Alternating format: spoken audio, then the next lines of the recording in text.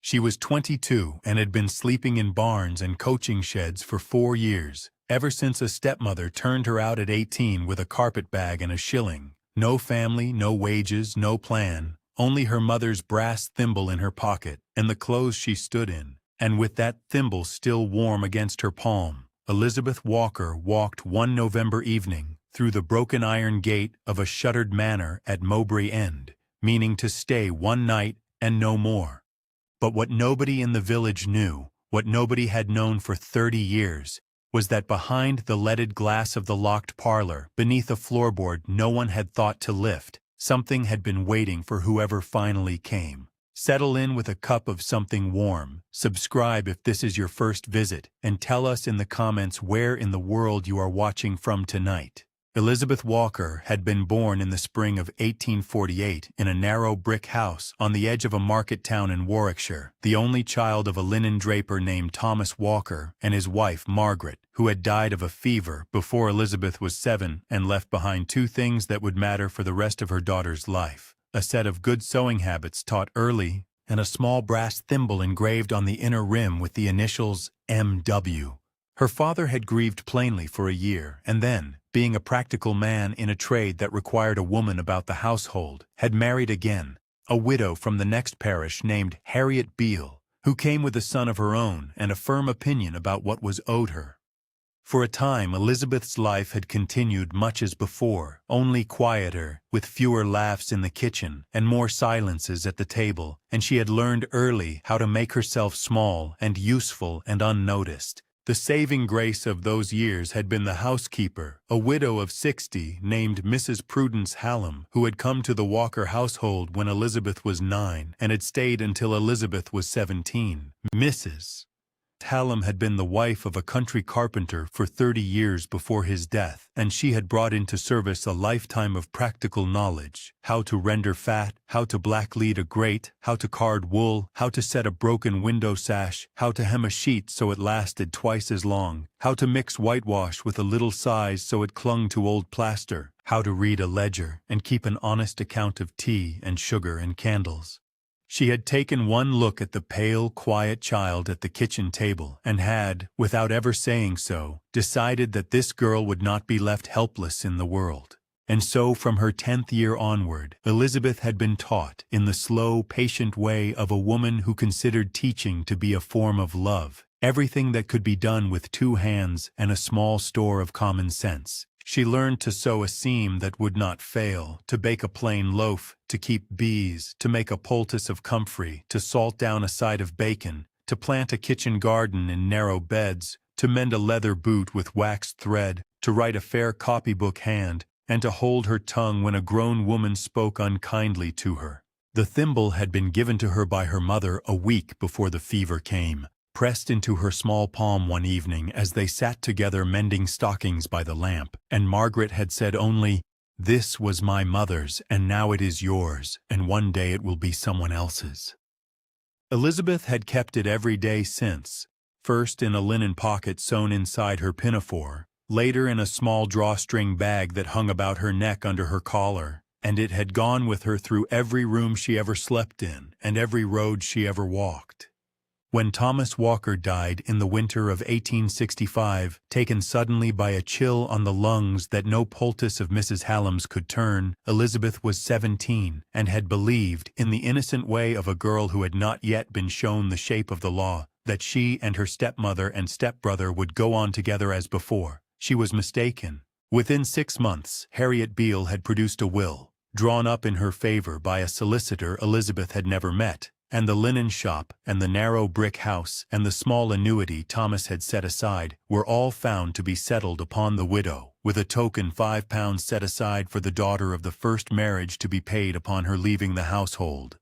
Mrs. Hallam had been dismissed in the same week, being too old and too expensive and too fond of the girl, and had gone to live with a married niece in Coventry, from which she had written Elizabeth 2 letters in a firm sloping hand before her own death the following winter. In one of them she had written a single line that Elizabeth had come to carry in her mind the way she carried the thimble in her pocket. "You have more than most girls have, my dear, only you cannot see it yet, being young. Work quietly, and it will show itself." The second letter had contained a small folded square of paper on which Mrs. Hallam had written out, in her careful hand, 12 recipes and 8 household remedies that she thought Elizabeth ought not to forget, and Elizabeth had kept that paper folded into eighths in the drawstring bag beside the thimble.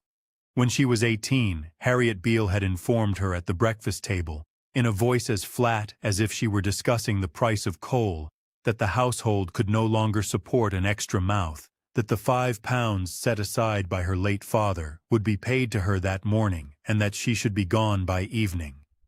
Elizabeth had not argued. She had gone upstairs and folded 3 shifts, 2 aprons, a pair of stockings, and her mother's mending kit into a carpet bag, had put on her wool dress and her sturdiest boots and her gray shawl, and had walked out of the brick house at 4 o'clock that November afternoon, without looking back once at the window where her stepbrother stood watching her go. For 4 years after that, Elizabeth Walker had lived by her wits and by the skills Mrs. Hallam had planted in her, taking work where she could find it, a season at a dairy near Rugby, a winter as a scullery girl in an inn at Daventry, a summer picking hops in Kent, a few months as a seamstress in a tailor's back room in Northampton, and sleeping between engagements in barns and haylofts and the porches of country churches, always moving, always washing what linen she had in whatever stream she came to, always keeping the thimble in the bag about her neck and the folded paper beside it. And so it was that in the autumn of 1870, footsore and thin, and looking for shelter from a hard gray wind, she came at last to the village of Mowbray End.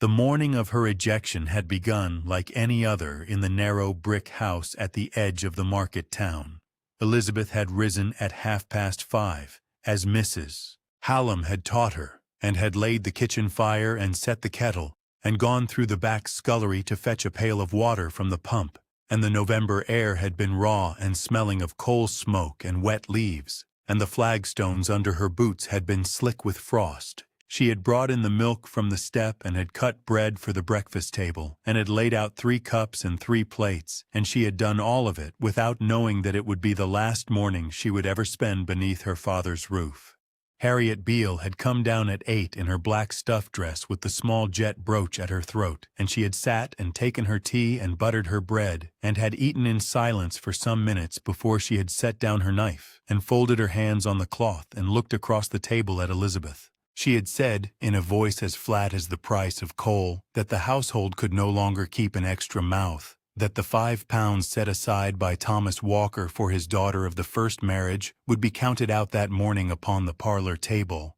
and that Elizabeth should have her things gathered and be gone by evening. She had said it once, and she had said it plainly, and she had gone on eating. The stepbrother had said nothing at all, only had stared into his cup as though he had never seen tea before.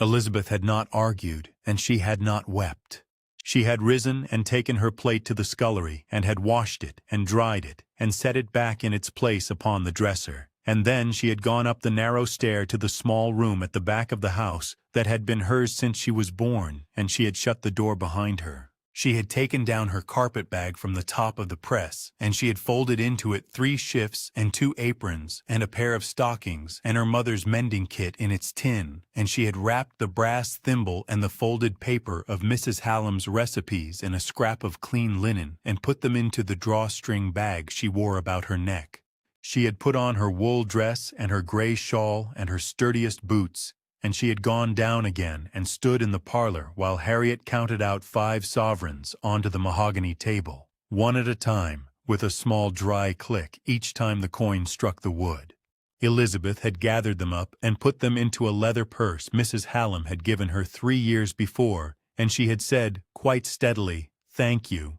She had walked to the front door and had opened it herself, and she had stepped out into the 4 o'clock light of that November afternoon, and she had heard the door close behind her with the small definite sound of a bolt being shot. She had walked down the brick path to the gate and out into the lane, and she had not looked back once at the window where the stepbrother stood watching her go, though she had known that he was there. She had walked to the end of the lane and had turned left toward the coaching road, and she had kept walking because there was nothing else to do and nowhere else to be, and because Mrs. Hallam had once told her that walking was the cure for most sorrows a young woman was likely to meet with in this world. The 4 years that followed had taught her the roads of the Midland counties as well as any drover knew them, and she had learned in that time to read the sky for weather and to gauge the distance to the next village by the pitch of a church spire against the horizon, and to tell a friendly farmhouse from an unfriendly one by the state of the hedges and the temper of the dog in the yard.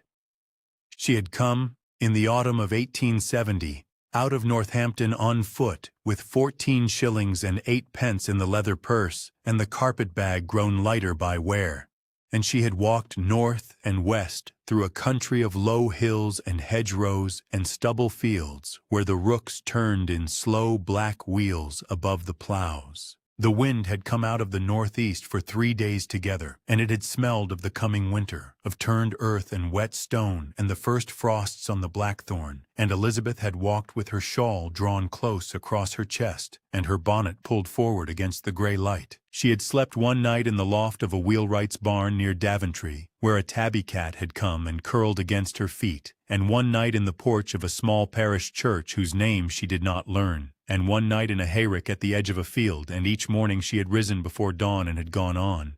By the 4th day her boots had begun to let in wet at the left heel, and by the 5th she had begun to feel the ache in her ankles that came from too many miles on hard roads with too little bread. She had eaten in that week 2-penny loaves and a wedge of hard cheese bought from a shepherd's wife, and she had drunk from field pumps and from a stone trough at a crossroads, and she had kept her hand often at her throat where the drawstring bag lay warm against her skin.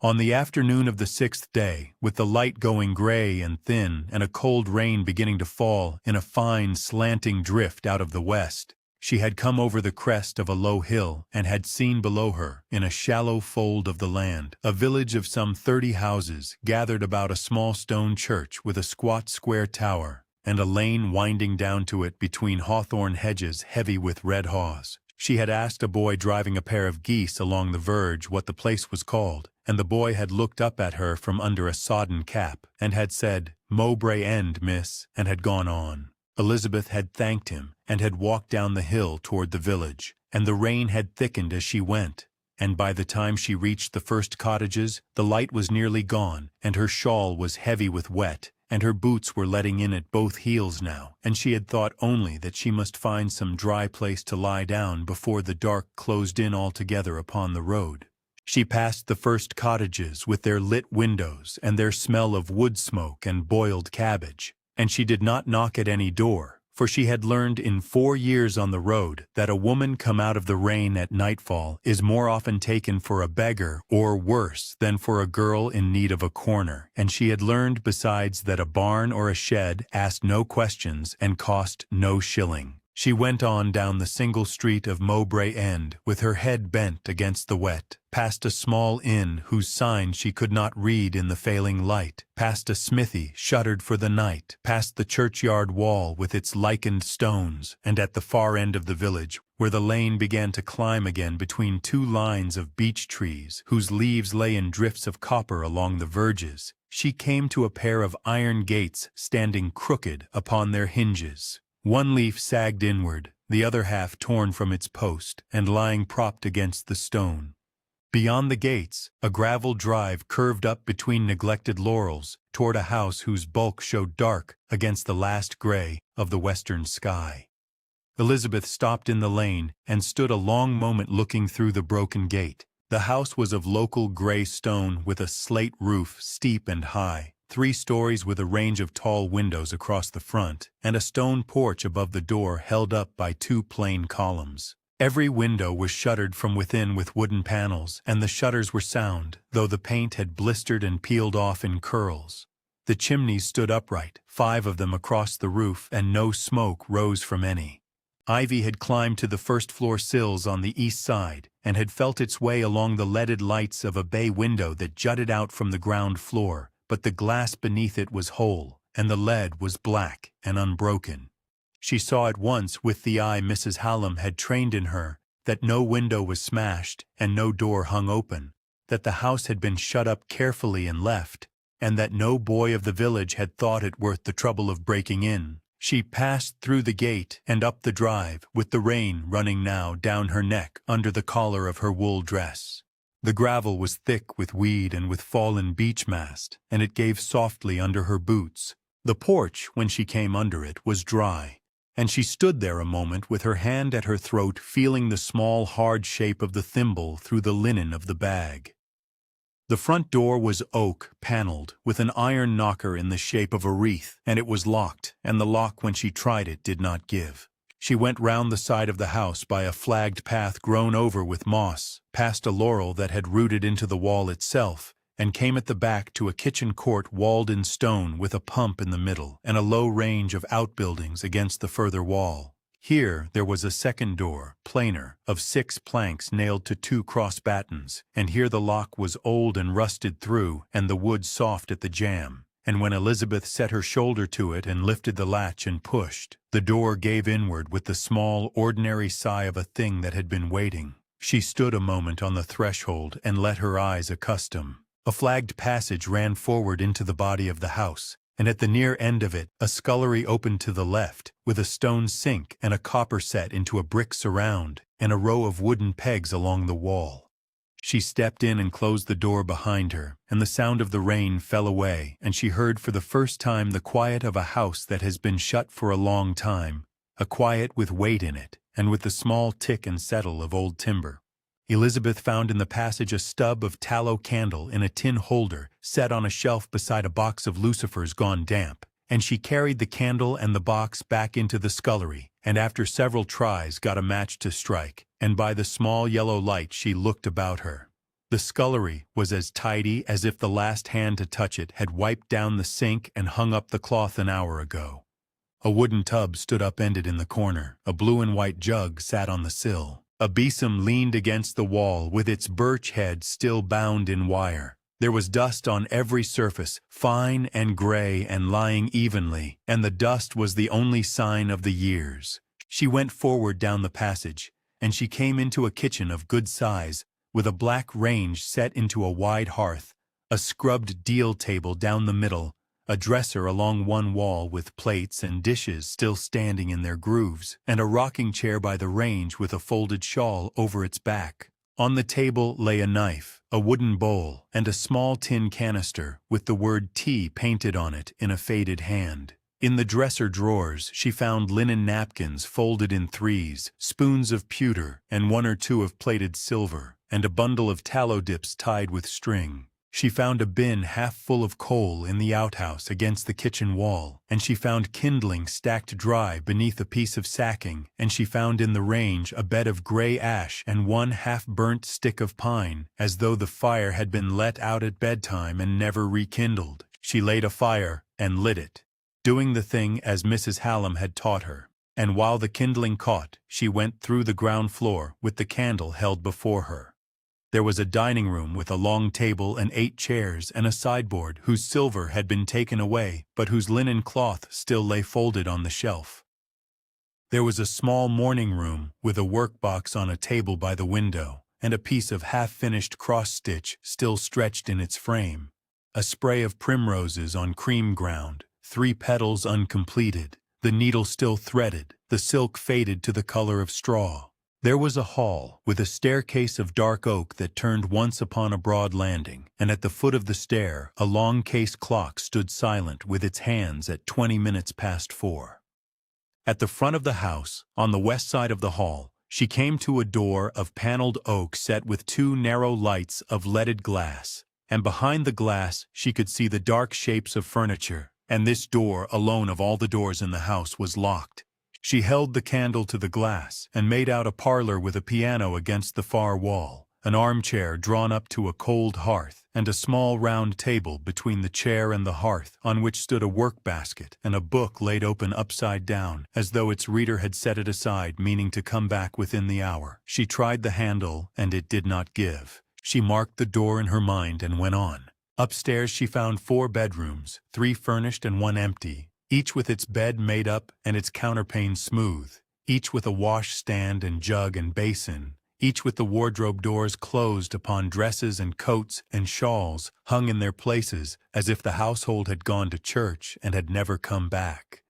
In the largest of the rooms, a man's razor lay on the washstand beside a strop, and a woman's silver-backed brush lay on the dressing table with 3 gray hairs still caught in its bristles. In the smallest of the 3 at the back of the house, a child's cot stood against the wall with a rag doll upon the pillow, and the doll's face was of stitched linen, and its eyes were 2 small black beads, and its hair was of yellow worsted. Elizabeth stood a long time in that doorway with the candle low, and then she went out and closed the door softly and went back down to the kitchen where the fire was catching. She slept that first night in the rocking chair by the range with her shawl about her, and she rose before dawn as she had been taught, and she began, without yet knowing that she meant to stay, to make the house habitable a corner at a time. She drew water from the pump in the kitchen court, boiled it, washed the deal table, swept the flags, aired the linen on the pulley over the range, and inventoried in a small notebook she found in a dresser drawer what was in the house and what was wanting. There was flour in a bin gone weevily and unusable, salt in a stoneware crock still good, a jar of honey crystallized but sound, sugar in a paper twist gone hard as stone, and 2 candles left in the box beside the tea canister. There was fuel for perhaps a fortnight, if she was careful. There was, in short, a house complete in every particular but its people, and Elizabeth Walker, at 22, standing in that kitchen on the second morning with a cloth in her hand,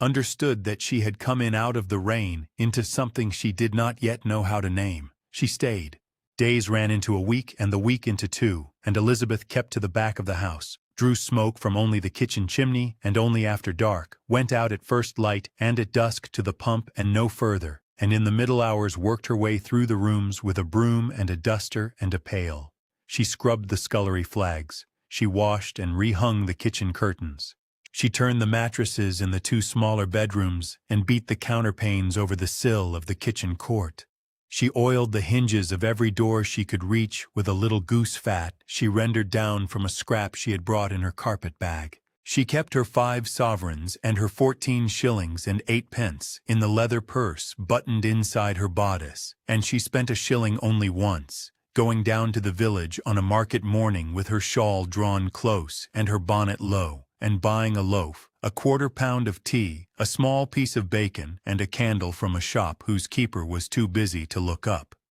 It was in the 3rd week, on a morning of clear, cold sun, that she turned her attention to the locked parlor. She had left it until last because it seemed to her the room most nearly private of any in the house, the room in which the piano stood and the book lay open, and she had wanted to earn her way to it by having the rest of the house in decent order first. She tried the handle again, and it did not give. She looked at the lock and saw it was an old iron rim lock of the plain sort, and she remembered a thing Mrs. Hallam had once shown her about such locks, that the wards were few, and a piece of stiff wire bent to the shape would very often turn them. She went to the kitchen and found in a drawer a length of copper wire used for tying preserves, and she bent it as she had been shown, and she came back to the parlor door and worked at the lock for perhaps a quarter of an hour, patient and slow, until she felt the bolt slide and the door came open under her hand. The parlor was cold and still and smelled of dust and dried lavender. She stepped in and stood on the threshold and looked. The piano was rosewood, its lid closed, a piece of embroidered silk laid across the top. The armchair was drawn up to the hearth as she had seen through the glass. The book on the round table was a small green volume of hymns, laid open upside down at a hymn whose first line she could read from where she stood. Abide with me. Fast falls the eventide. The workbasket beside the book held a piece of white linen half-hemmed and a paper of pins. A small writing desk of walnut stood against the inner wall, its sloping lid closed. She went to the desk and lifted the lid and found within it a neat stack of papers, a bottle of ink dried to a dark cake, 2 steel pens, a stick of red wax, and a bundle of letters tied with a black ribbon. She sat down on the piano stool and untied the bundle and read the letters through, one by one, in the cold sunlight that fell from the tall window across her lap. The letters were all addressed to a Mrs. Anne Redmayne at Mowbray End, and they were written in 3 different hands over a span of years from 1832 to 1839, and they came from a son at sea, an unmarried sister in Bristol, and a friend in Shrewsbury. Elizabeth read them without haste. She learned from them that Mrs. Anne Redmayne had been the wife of a country doctor named Edward Redmayne, that the doctor had died of a chill caught while riding out to a lying-in the winter of 1838, that a daughter named Susanna had died the year before her father of scarlet fever at the age of 4, and that the son at sea had gone down with his ship off the Cape of Good Hope in the summer of 1839, before word of his father's death had reached him. Mrs. Anne Redmayne, Elizabeth understood, had been left in this house alone. She put the letters down and sat still. Then she rose and looked about her more carefully, and she saw that under the round table, where the carpet had worn thin, one board of the floor stood a little proud of its fellows, as though it had been lifted and set back and never quite settled. She moved the table aside. She knelt down and pressed the board and felt it give at one end, and she took the knife from the desk and slid its blade beneath the raised end and lifted, and the board came up in her hand, a length of pine some 2 feet long and 6 inches wide, and beneath it, set into the cavity between the joists, lay a japanned tin box, perhaps a foot long and 8 inches deep, with a hinged lid and a small brass hasp. Elizabeth lifted the box out and set it upon the round table and opened it. Within the box, wrapped in a square of oiled silk, lay a chamois bag heavy in her hand, and beside the bag a folded sheet of writing paper, sealed with a small round of red wax, and beside the paper a child's coral teething ring bound in silver, and beside the ring a woman's brass thimble worn thin at the crown. Elizabeth loosened the mouth of the chamois bag and tipped a little of what it held into her palm, and she saw 32 gold sovereigns and a small heap of silver crowns and half-crowns, and she counted them out slowly upon the table and made the total, in the end, £41, 7 shillings and 6pence. She sat down again upon the piano stool with the folded paper in her hand, and she broke the wax with her thumb, and she unfolded the sheet, and she read. The letter was in a clear round hand, the ink faded to a soft brown, the paper thinned at the folds but not torn, and it read as follows: To whoever finds this, my name is Anne Redmayne, and I have lived in this house at Mowbray End for 11 years, having come here in 1827 as a bride of 20. My husband was Edward Redmayne, doctor of this parish, and we had 2 children, Susanna and James. Susanna died in 1837 of scarlet fever aged 4 years. Edward died in the winter of 1838 of a chill taken riding out to a lying-in at Fenny Compton. James, who went to sea at 15, was lost off the Cape in the summer of 1839, and I have not the heart to write more of him. I am now 42 years old and not well, and I do not expect to see another winter through. I have no one left to leave what remains to me, my husband's people being all dead, and my own sister in Bristol having gone before me last spring. The house will be shut up when I am gone, for there is a small entail upon it that will keep it standing empty until some distant cousin, whom I have never met, may choose to claim it or sell it, and I think he will not come. I have put by, out of Edward's little practice and out of care, £41 and 7 shillings and 6pence, and I have set it here under this board with the coral ring that was Susanna's and the thimble that was my mother's, so that whoever finds this house at last, and needs it, may have them. If you are reading this, you have found your way in out of somewhere hard, and I am glad of it. Use the money for whatever will keep you. Do not send it back, and do not thank anyone. Only be kind in the house if you can, and if there is a garden left, plant something in the south bed where Susanna's primroses used to come. Anne Redmayne, this 15th day of September, 1839. Elizabeth read the letter through once, and then a second time, and then a third, and she sat with it in her lap for a long while and did not move. Then she folded the letter carefully along its old creases and put it back into the tin box, and she put the coral ring beside it, and she took Anne Redmayne's brass thimble in one hand and her own mother's brass thimble out of the drawstring bag with the other, and she held them side by side in her palm, two small worn brass rings from two women who had loved children they had not seen grow, and she closed her hand upon them both. That night she slept for the first time in the smaller of the two front bedrooms, in a made bed with clean sheets aired at the range, and in the morning she began the work in earnest. She went first to the village shop, where the keeper was a woman called Mrs. Lovat, aged about 50, with reddened hands and a sharp eye, and she bought a pound of yellow soap, a scrubbing brush, a pound of washing soda, a bundle of tallow candles, a quart of lamp oil, and a pennyworth of bluing, and she paid in shillings and did not haggle. Mrs. Lovat weighed the goods without a word, and then said at the door that Elizabeth would be the young woman up at the manor, and Elizabeth said that she was, and Mrs. Lovat nodded once, and said that the pump in the kitchen court had a trick to it, and needed priming with half a cupful before the handle would draw, and Elizabeth thanked her, and went out. From the shop she went to the vicarage, a low grey house beside the church, and she asked at the kitchen door for the name of the country solicitor who handled the affairs of the parish, and the vicarage cook, a stout woman named Mrs. Betteridge, aged about 60, sent her on to a Mr. Harold Fenwick of Southam, 7 miles off, a solicitor of long practice whom she said was honest and slow. Elizabeth walked to Southam the next morning, in her wool dress and grey shawl, with Anne Redmayne's letter folded in oiled silk inside her bodice, and 1 sovereign in her purse for the day's business. Mr. Fenwick was a man of about 60, thin, grey-whiskered, in a rusty black coat, and he heard her out in a small panelled office lined with japanned deed boxes, and he read the letter twice, and he asked her how she had come into the house, and she told him plainly. He was quiet for a long time.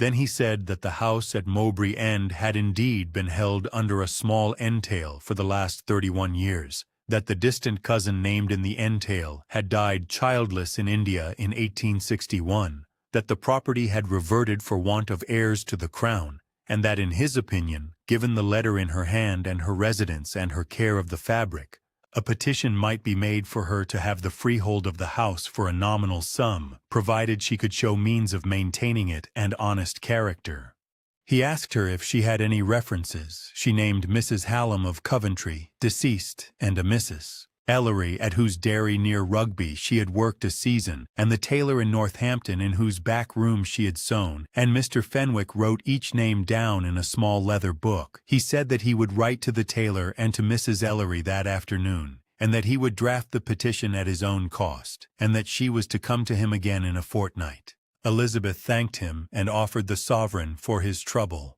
and Mr. Fenwick pushed it back across the desk with one dry finger and said kindly that he would take his fee out of the estate when it was hers, and that in the meantime she should keep her sovereigns and buy a pair of boots that did not let in wet. She walked back to Mowbray End that afternoon in a clean, cold wind, and she felt the paper against her ribs, and she did not smile, but her step was easier on the road. In the fortnight that followed, she began upon the fabric of the house. She started with the roof, going up into the attic with a candle and a piece of chalk and marking each place where daylight showed between the slates or where a stain ran down a rafter, and she counted 17 slipped or broken slates on the west slope and 9 on the east. She went down to the village and asked at the smithy, which had been shuttered on her arrival but was open now, for a slater, and the smith, a black-haired man of about 40 named John Aylward, said that his cousin, Peter Aylward, aged 32, was a slater by trade and would come up on the Wednesday.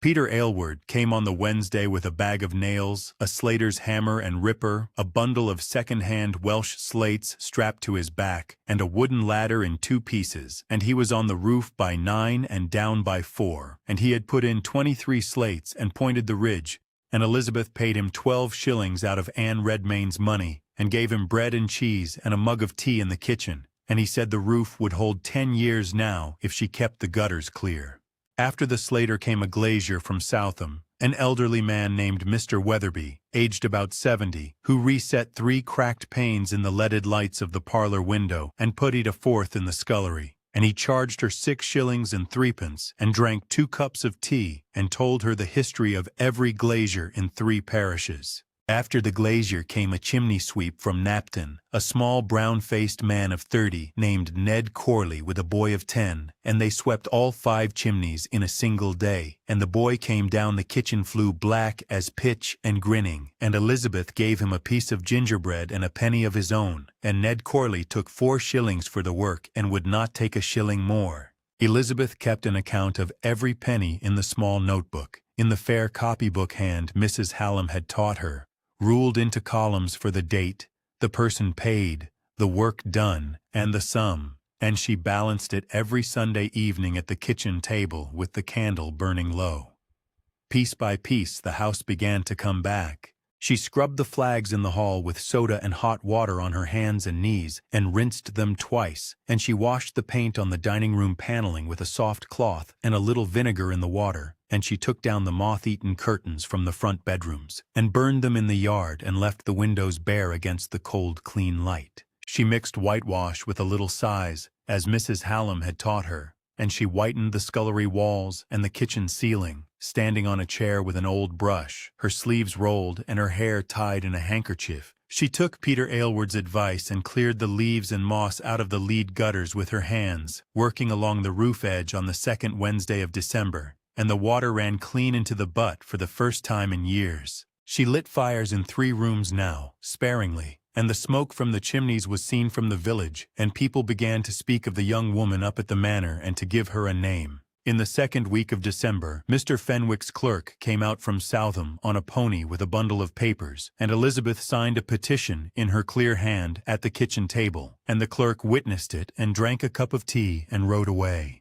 By Christmas, the front door of the manor at Mowbray End had a new bolt and a new key, both cut for Elizabeth Walker by John Aylward at the smithy for 2 shillings, and Elizabeth carried the key on a black ribbon inside her bodice beside the drawstring bag and the 2 brass thimbles, and she was known in the village as Miss Walker, and she was 22 years and 8 months old, and she was in her own house though the freehold was not yet hers in law. On Christmas Eve, Mrs. Lovett at the shop, without being asked, put into her basket a small twist of currants and a stick of cinnamon, and would not let her pay for them, and said only that a house at Mowbray End should smell of a cake at Christmas. Elizabeth walked home up the lane between the beech trees with the basket over her arm, and the sun going down red behind the west field. And when she came into the kitchen, she set the basket on the deal table and stood a moment with her hand upon it, and she felt, in that moment, that she was expected somewhere for the first time in 4 years. She made the cake that night from one of Mrs. Hallam's 12 recipes on the folded paper, and she ate a slice of it in the morning by the range with a cup of tea, and she wrote in her notebook under the date December 25th, 1870, in her clear hand, the words "at home." Through the winter and into the new year, the community settled itself around her by slow degrees and without any word said. Mrs. Betteridge from the vicarage kitchen sent up a jar of her damson preserve by a boy in January, and Elizabeth sent back a small loaf of her own baking and a note of thanks, and the boy returned the empty jar the following week for refilling by an unspoken understanding. Peter Aylward's wife, Sarah Aylward, aged 29, who kept fowls, brought a setting of 12 brown eggs in a straw basket in February, and left them on the kitchen step without knocking, and Elizabeth gave her in return 2 yards of white linen hemmed on the machine that had stood in the morning room and been oiled and set to rights. Ned Corley, the sweep, came by in March with a spare piece of copper piping he had taken out of a house at Napton, and he mended a leak in the pump in the kitchen court in an afternoon, and would take nothing but a hot dinner and the promise of the same work if it should be needed again. The vicar, a mild man of 50 named Mr. Ashwell, called one Wednesday in a black coat, and sat for half an hour in the kitchen and drank a cup of tea, and did not ask her any question that was not kind, and he said on leaving that he should be very glad to see her at church on Sunday if she wished to come, and that no one would trouble her if she did not. and Elizabeth came to church on the Sunday and sat in a pew near the back and listened. And Mr. Ashwell did not look at her more than once. By the end of March, Mr. Fenwick had ridden out himself from Southam with the deed in a leather case, and the freehold of the manor at Mowbray End had been made over to Miss Elizabeth Walker, spinster of that parish, upon payment of a nominal sum of £5 paid out of Anne Redmayne's money, and Mr. Fenwick had taken tea in the kitchen and looked around him at the scrubbed flags and the whitened ceiling and the brass on the range polished with brick dust, and he had said quietly that Anne Redmayne would have been pleased, and Elizabeth had not answered him at once, but had gone to the dresser and cut him a slice of seed cake and set it before him on a plate. In April she went out to the garden. The walled kitchen garden lay behind the house, within 4 walls of local grey stone about 9 feet high, with a wooden door in the south wall and a lean-to glass house against the north wall, whose panes were half broken. She cleared the beds one at a time with a spade and a hoe borrowed from the smith and a barrow lent by Peter Aylward, and she burned the dead haulms and thistles in a slow heap at the far end. And she found beneath 30 years of weeds the outlines of 8 narrow beds and a central path of brick set on edge and a border along the south wall where the primroses that Anne Redmayne had written of were still coming up, thin and pale, but coming.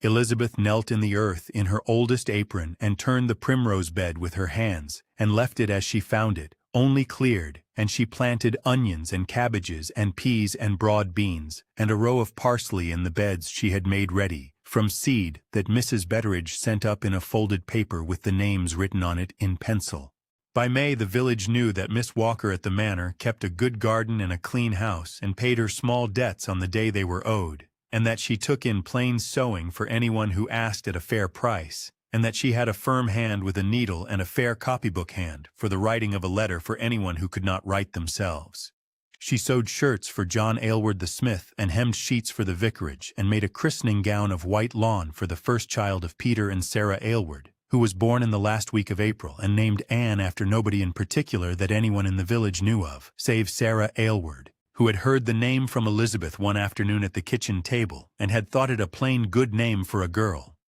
Elizabeth kept above the range a small shelf on which stood, in order, the tin canister of tea, a jar of Mrs. Betteridge's damson preserve, the notebook of accounts, a green volume of hymns from the parlor, and at the end, a small wooden box in which she had put Anne Redmayne's letter, Anne Redmayne's thimble, Margaret Walker's thimble, Susanna's coral ring, and the folded paper of Mrs. Hallam's 12 recipes and 8 remedies, all wrapped together in the square of oiled silk.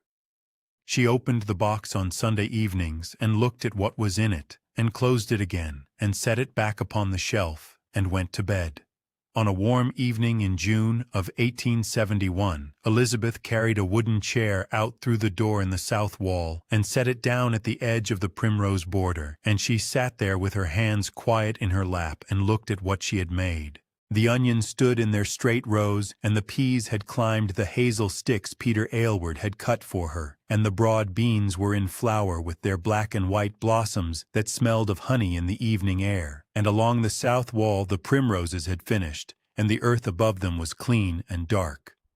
Behind her the grey stone of the house held the last of the sun, and one of the upper windows, the smallest at the back, stood open to air the room where a child's cot with a rag doll still lay untouched upon its pillow because Elizabeth had not been able to bring herself to move it. She thought, sitting there, of Mrs. Hallam in the kitchen at the narrow brick house, teaching her to mix whitewash with a little size, and of her mother pressing the brass thimble into her palm a week before the fever, and of Harriet Beale counting 5 sovereigns onto the mahogany table one at a time, and of the unnamed stepbrother at the window, and of Anne Redmayne, whom she had never met and would never meet, kneeling on this same earth 30 years before, and setting primroses along the south wall for a daughter already dead. She thought that 4 women she had never seen together in one room had made her, and that 2 of them had left her a brass thimble each, and that the 2 thimbles now lay in a wooden box on a shelf above her range, side by side, from 2 women who had loved a child they had not lived to see grown.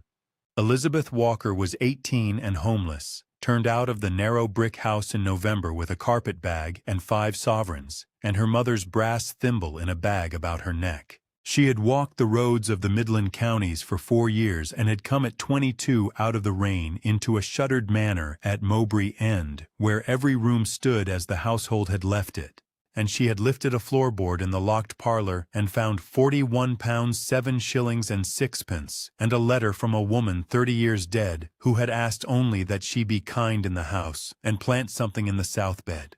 Elizabeth Walker was 22, and she had spent a nominal £5 on the freehold of the manor at Mowbray End. It was the best £5 she ever spent. If this story has stayed with you, please subscribe to the channel and share it with someone who believes, as we do, that patient work and small kindnesses outlast the people who once turned us away. Leave a comment below and tell us where in the world you are watching from. And, if you feel moved to answer, tell us this. What is the thing you carry, small enough to fit in a pocket or a bag about your neck, that was given to you by someone who loved you and did not live to see who you have become? We would be honored to read your answer. Settle in and stay close. There is another story waiting.